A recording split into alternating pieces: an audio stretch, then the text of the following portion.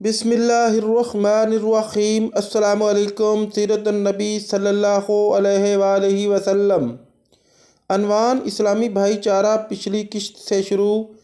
حضرت تمیم داری رضی اللہ تعالیٰ عنہ نے یہ قندیلیں مسجد میں لٹکا دیں، پھر رات کے وقت ان کو جلا دیا۔ یہ دیکھ کر حضور نبی کریم صلی اللہ علیہ وآلہ وسلم نے ارشاد فرمایا: ہماری مسجد روشن ہو گئی، اللہ تعالیٰ تمہارے لیے بھی روشنی کا سامان فرمائے۔ اللہ کی قسم، اگر میری کوئی اور بیٹی ہوتی تو میں اس کی شادی تم سے کر دیتا۔ بعض روایات میں ہے کہ سب سے پہلے حضرت عمر فاروق رضی اللہ تعالیٰ عنہ نے مسجد میں قندیل جلائی تھی۔ مسجد نبوی کی تعمیر کے ساتھ آپ صلی اللہ علیہ وآلہ وسلم نے 2 حجرے اپنی بیویوں کے لیے بنوائے تھے، باقی ضرورت کے مطابق بعد میں بنائے گئے۔ ان 2 میں سے ایک سیدہ عائشہ صدیقہ رضی اللہ تعالیٰ عنہا کا تھا اور دوسرا سیدہ سودا رضی اللہ تعالیٰ عنہا کا۔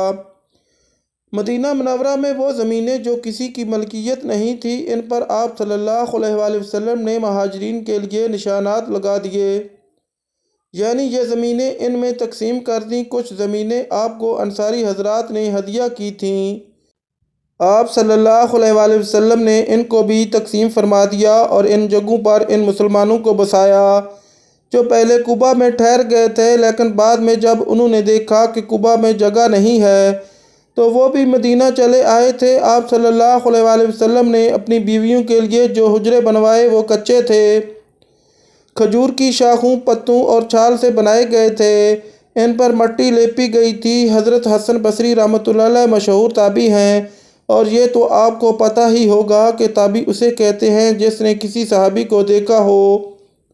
وہ کہتے ہیں کہ جب میں چھوٹا تھا تو حضرت عثمان غنی رضی اللہ تعالیٰ عنہ کی خلافت کے دور میں امہات المومنین کے حجروں میں جاتا تھا۔ ان کی چھتیں اس قدر نیچی تھیں کہ اس وقت اگرچہ میرا قد چھوٹا تھا لیکن میں ہاتھ سے چھتوں کو چھو لیا کرتا تھا۔ حضرت حسن بصری رحمۃ اللہ علیہ اس وقت پیدا ہوئے تھے جب حضرت عمر رضی اللہ تعالیٰ عنہ کی خلافت کو ابھی 2 سال باقی تھے۔ وہ نبی کریم صلی اللہ علیہ وآلہ وسلم کی زوجہ حضرت ام سلمہ رضی اللہ تعالیٰ عنہا کی باندی خیرہ کے بیٹے تھے۔ حضرت ام سلمہ رضی اللہ تعالیٰ عنہا انہیں صحابہ کرام رضی اللہ تعالیٰ عنہم کے پاس کسی کام سے بھیجا کرتی تھیں۔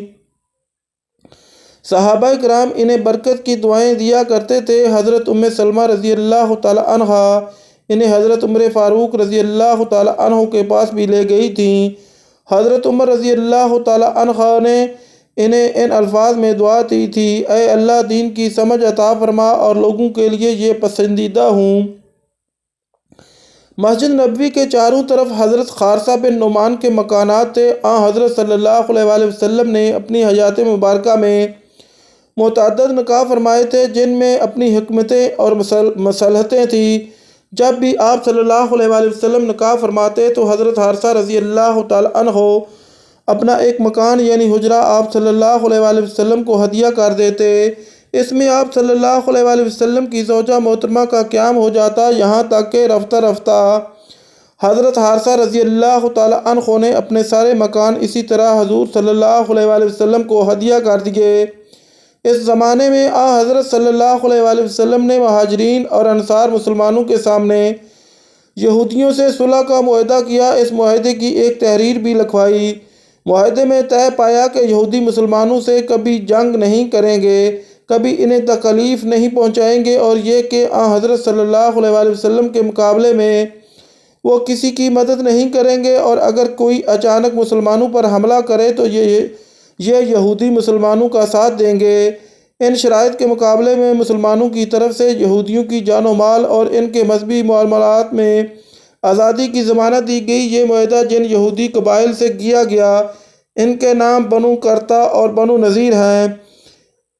اس کے ساتھ ہی آپ صلی اللہ علیہ وآلہ وسلم نے مہاجرین اور انصار کے درمیان بھائی چارہ کرایا۔ اس بھائی چارہ سے مسلمانوں کے درمیان محبت اور خلوص کا بے مثال رشتہ قائم ہوا۔ اس بھائی چارے کو مواخذات کہتے ہیں۔ بھائی چارے کا یہ قیام حضرت انس بن مالک رضی اللہ تعالیٰ عنہ کے مکان پر ہوا۔ یہ بھائی چارہ مسجد نبوی کی تعمیر کے بعد ہوا۔ اس موقع پر آپ صلی اللہ علیہ وآلہ وسلم نے ارشاد فرمایا تھا: اللہ کے نام پر تم سب آپس میں 2 بھائی بن جاؤ۔ اس بھائی چارے کے بعد انصاری مسلمانوں نے مہاجرین کے ساتھ جو سلوک کیا وہ رہتی دنیا تک یاد رکھا جائے گا۔ خود مہاجرین پر اس سلوک کا اس قدر اثر ہوا کہ وہ پکار اٹھے، اے اللہ کے رسول، ہم نے ان جیسے لوگ کبھی نہیں دیکھے، انہوں نے ہمارے ساتھ اس قدر ہمدردی اور غم گساری کی ہے، اس قدر فیاضی کا معاملہ کیا ہے کہ اس کی کوئی مثال نہیں مل سکتی، یہاں تک کہ محنت اور مشقت کے وقت وہ ہمیں الگ رکھتے ہیں اور صلہ ملنے کا وقت آتا ہے تو ہمیں اس میں برابر کا شریک کر لیتے ہیں۔ ہمیں تو ڈر ہے بس آخرت کا سارا ثواب یہ تنہا ہی نہ سمیٹ لے جائیں۔ ان کی یہ بات سن کر حضور نبی کریم صلی اللہ علیہ وآلہ وسلم نے ارشاد فرمایا، نہیں، ایسا اس وقت تک نہیں ہو سکتا جب تک تم ان کی تعریف کرتے رہو گے اور انہیں دعائیں دیتے رہو گے۔ بعض علماء نے لکھا ہے کہ بھائی چارہ کرانا حضور نبی کریم صلی اللہ علیہ وآلہ وسلم کی خصوصیات میں سے ہے۔ آپ صلی اللہ علیہ وآلہ وسلم سے پہلے کسی نبی نے اپنے امتیوں میں اس طرح بھائی چارہ نہیں کرایا۔ اس سلسلے میں روایت ملتی ہے کہ انصاری مسلمانوں نے اپنے مہاجر بھائیوں کو اپنی ہر چیز میں سے نصف حصہ دے دیا۔ کسی کے پاس 2 مکان تھے تو وہ ایک اپنے بھائی کو دے دیا، اس طرح ہر چیز کا نصف اپنے بھائی کو دے دیا۔ یہاں تک کہ ایک انصاری کی 2 بیویاں تھیں، انہوں نے اپنے مہاجر بھائی سے کہا، میری 2 بیویاں ہیں، میں ان میں سے ایک کو طلاق دے دیتا ہوں، عدت پوری ہونے کے بعد تم اس سے شادی کر لینا۔ لیکن مہاجر مسلمان نے اس بات کو پسند نہیں فرمایا۔ ان کاموں سے فارغ ہونے کے بعد یہ مسئلہ سامنے آیا کہ نماز کے لیے لوگوں کو کیسے بلایا کریں۔ آپ صلی اللہ علیہ وآلہ وسلم نے اپنے صحابہ کرام رضی اللہ تعالیٰ عنہم سے مشورہ کیا۔ اس سلسلے میں ایک مشورہ یہ دیا گیا کہ نماز کا وقت ہونے پر ایک جھنڈا لہرا دیا جائے، لوگ اس کو دیکھیں گے تو سمجھ جائیں گے کہ نماز کا وقت ہو گیا ہے اور ایک دوسرے کو بتا دیا کریں گے۔ لیکن حضور اکرم صلی اللہ علیہ وآلہ وسلم نے اس تجویز کو پسند نہ فرمایا۔ پھر کسی نے کہا، بغل بجا دیا کریں۔ حضور اکرم صلی اللہ علیہ وآلہ وسلم نے اس کو بھی ناپسند فرمایا کیونکہ یہ طریقہ یہودیوں کا تھا۔ اب کسی نے کہا کہ ناقوس بجا کر اعلان کر دیا کریں۔ آپ صلی اللہ علیہ وآلہ وسلم نے اس کو بھی ناپسند فرمایا اس لیے کہ یہ عیسائیوں کا طریقہ تھا۔ کچھ لوگوں نے مشورہ دیا کہ آگ جلا دیا جائے کرے۔ آپ صلی اللہ علیہ وآلہ وسلم نے اس تجویز کو بھی ناپسند فرمایا اس لیے کہ یہ طریقہ مجوسیوں کا تھا۔ ایک مشورہ یہ دیا گیا، ایک شخص مقرر کر دیا جائے کہ وہ نماز کا وقت ہونے پر گشت لگا لیا کرے۔ چنانچہ اس رائے کو قبول کر لیا گیا۔ چنانچہ حضرت بلال رضی اللہ تعالیٰ عنہ کو اعلان کرنے والا مقرر کر دیا گیا۔ انہی دنوں حضرت عبداللہ بن زید رضی اللہ تعالیٰ عنہ نے خواب دیکھا۔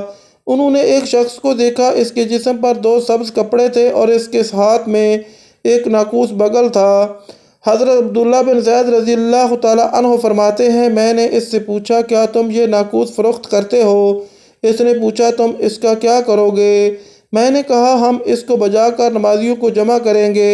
اس پر وہ بولا، کیا میں تمہیں اس کے لیے اس سے بہتر طریقہ نہ بتا دوں؟ میں نے کہا، ضرور بتائیے۔ اب اس نے کہا، تم یہ الفاظ پکار کر لوگوں کو جمع کیا کرو، اور اس نے اذان کے الفاظ دہرائے، یعنی پوری اذان پڑھ کر انہیں سنا دی، پھر تکبیر کہنے کا طریقہ بھی بتا دیا۔ صبح ہوئی تو حضرت عبداللہ بن زید رضی اللہ تعالیٰ عنہ آپ صلی اللہ علیہ وآلہ وسلم کی خدمت میں حاضر ہوئے اور اپنا یہ خواب سنایا۔ خواب سن کر آپ صلی اللہ علیہ وآلہ وسلم نے ارشاد فرمایا، بے شک سچا خواب ہے، انشاءاللہ تم جا کر یہ کلمات بلال کو سکھا دو تاکہ وہ ان کے ذریعے اذان دیں۔ ان کی آواز تم سے بلند ہے اور زیادہ دلکش بھی ہے۔ حضرت عبداللہ رضی اللہ تعالیٰ عنہ حضرت بلال رضی اللہ تعالیٰ عنہ کے پاس آئے۔ انہوں نے کلمات سیکھنے پر صبح کی اذان دی۔ اس طرح سب سے پہلے اذان فجر کی نماز کے لیے دی گئی۔ باقی انشاءاللہ اگلی قسط میں۔ ناظرین، اگر ہماری ویڈیو اچھی لگے تو ہمارے چینل کو سبسکرائب کریں، لائک کریں، شیئر کریں اور اللہ تعالیٰ کے کسی ایک نام کے ساتھ کمنٹ ضرور کریں۔ شکریہ۔